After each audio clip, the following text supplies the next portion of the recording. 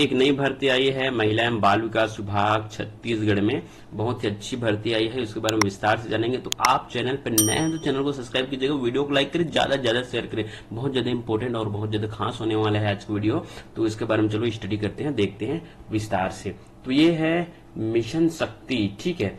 Mission शक्ति के अंतर्गत महिला हेल्पलाइन 181 के राज्य के मुख्यालय रायपुर विभिन्न पदों पर कर्मचारियों की भर्ती के संबंध में विज्ञापन जारी किया गया है। आगे देखते हैं, विज्ञापन जारी किया गया है, इसके लिए डेट क्या है, तो यहाँ पे दिया गया है पंजीकृत डाक स्पीड पोस्ट कोरियर के माध्यम से आपको 10/1/2025 को, ठीक है, अंतिम तिथि है, माध्यम से 10/1/2025 शाम को 5 बजे तक आपको ये आवेदन आमंत्रित किए जाते हैं। मतलब 2025 में 10 तारीख तक आपको ये फॉर्म भर के फिलअप करके भेजना है। और इसका डेट है वो जो स्टार्ट हो गया है, इसका जो प्रारंभिक तिथि 12/12/2024 वो स्टार्ट हो चुका है, और अंतिम तिथि जो कि मैंने बताया है 10/1/2025 शाम को 5 बजे तक आप यहाँ पे स्पीड पोस्ट के माध्यम से डाक भेज सकते हैं, कोरियर स्पीड पोस्ट के माध्यम से। अब आगे देखते हैं कौन कौन से पद निकला है महिला बाल विकास विभाग में और उसकी सैलरी क्या है और कितनी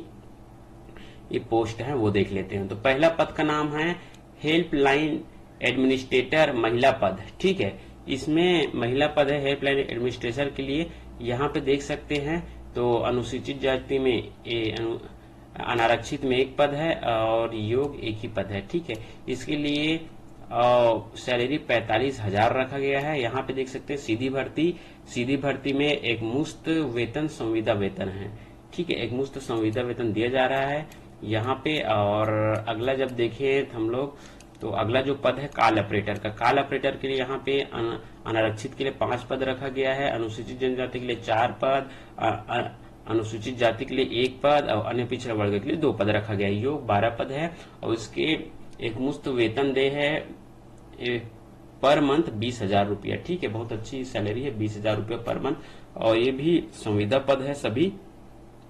आईटी सुपरवाइजर के लिए 1 पद रखा गया है अनारक्षित के लिए, ठीक है, और इसका जो सैलरी है 25,000 रुपया रखा गया है। अगला देखते हैं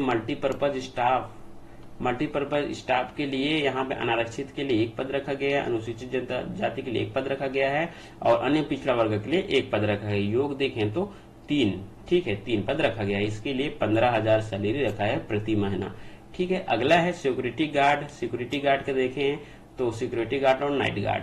सिक्योरिटी गार्ड नाइट गार्ड के लिए अनारक्षित के लिए 1 पद, अनुसूचित जनजाति के लिए 1 पद और अन्य पिछड़ा वर्ग के लिए 1 पद, टोटल 3 पद रखा गया है। और सैलरी की बात करें तो प्रत्येक माह आपको सैलरी 12,000 रुपया मिलेगा इन हैंड, ठीक है। आगे देखते हैं क्वालिफिकेशन क्या है। तो क्वालिफिकेशन के बाद बात करें तो क्वालिफिकेशन क्या क्या रखा गया है इसका मैं विस्तार से हम बात करते हैं। तो क्वालिफिकेशन आपका अलग अलग पद के लिए अलग अलग क्वालिफिकेशन रखा गया है। हेल्पलाइन एडमिनिस्ट्रेशन के लिए यहाँ पे मान्यता प्राप्त विश्वविद्यालय से विधि में आपको स्नातक होना चाहिए, ठीक है, विधि में ये स्नातकोत्तर होना चाहिए, समाज या फिर समाज शास्त्र में या सामाजिक विज्ञान या मनोविज्ञान में आपके पास स्नातकोत्तर की डिग्री होना चाहिए। साथ ही साथ आपका कंप्यूटर का कौशल आना चाहिए, कंप्यूटर चलाने वालाने का अनुभव है, महिला बाल विकास से किसी सेक्टर में काम करने का तो वो आप लगा सकते हैं, ठीक है। आगे देखते हैं अगला जो पद नाम है काल ऑपरेटर, ठीक है। काल ऑपरेटर के लिए यहाँ पे किसी भी विषय में स्नातक की डिग्री चाहिए और आपको हिंदी इंग्लिश छत्तीसगढ़ी भाषा का अच्छे से ज्ञान होना चाहिए, ठीक है। और अगर आपको आपातकालीन में कार्य करने का कोई अनुभव हो, आपातकालीन हेल्पलाइन इससे संबंधित, तो आप इसमें लगा सकते हैं, तो आपको प्राथमिकता दिया जाएगा। अगला है आईटी सुपरवाइजर कंप्यूटर सूचना प्रौद्योगिकी में स्नातक होना चाहिए या फिर डिप्लोमा है इंफॉर्मेशन टेक्नोलॉजी कंप्यूटर में, तो आप इसमें बेशक अप्लाई कर सकते हैं। साथ ही साथ आपको शासकीय अर्धशासकीय आईटी आधारित इस संचालन कॉन्फ्रेंसिंग का अनुभव होना चाहिए, ठीक है, तो आप इसमें आवेदन कर सकते हैं। आगे देखते हैं तो यहाँ पे मल्टीपर्पज स्टाफ इसमें मान्यता प्राप्त बोर्ड से 10वीं पास होना चाहिए और अगर आपके पास अनुभव है शासकीय सरकारी ऑफिस भृत्य क्लीनर आदि के रूप में, तो आप उसमें अनुभव 2 साल का तो आप लगा सकते हैं। अगला है सुरक्षा गार्ड में 8वीं पास मांगा गया है और 8वीं पास का रखा गया है यहाँ पे। और अगर आप किसी सरकारी संस्था प्रतिनिधि के कर्मी के रूप में काम करने का कम से कम 2 साल का अनुभव अगर है तो आप लगा सकते हैं। ठीक है, तो इस प्रकार इसका क्वालिफिकेशन दिया गया है।